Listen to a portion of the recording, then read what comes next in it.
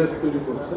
এখানে আইন দিয়ে কিংবা বিভিন্ন অ্যাওয়ারনেস দিয়ে যতটুকু করা সম্ভব, আইন দিয়ে যতটুকু সম্ভব সবার কাছে অনুরোধ থাকবে, আপনারা যতটুকু, বিশেষ করে ইয়াং জেনারেশন, আপনারা জুলাইয়ের পর আমাদেরকে আপনাদের সোচ্চার থাকার জন্য যে বাংলাদেশ উপহার দিয়েছেন, আমাদের প্রত্যাশা আপনাদের কাছে তত বেশি।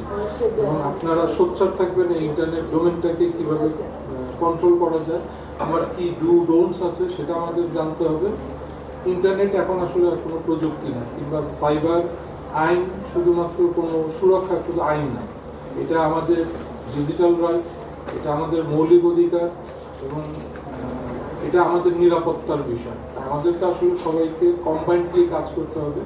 এবং মৌলিক অধিকার, ফায়াজ ভাই বলে গেছেন যে ওনারা ইন্টারনেটকে রাইটস হিসাবে অন্তর্ভুক্ত করেছেন। আশা করি যে আপনারা পরবর্তীতে মৌলিক অধিকার হিসেবে যেন পূর্বে সরকার যেভাবে ইন্টারনেটকে শাটডাউন করেছিল, এটা যেন কোনো সরকার সেভাবে ইন্টারনেটকে শাটডাউন না করতে পারে, সেই ভয়েসটা আপনাদেরকেই আসলে রেজ করতে হবে, মৌলিক অধিকার হিসাবে এটা প্রতিষ্ঠিত করতে হবে। তখনই আমরা এটা এনশিওর করতে পারবো যে আগামী দিনের সরকার ইন্টারনেটকে আর ওনারা রাজনৈতিকভাবে ব্যবহার করবেন না।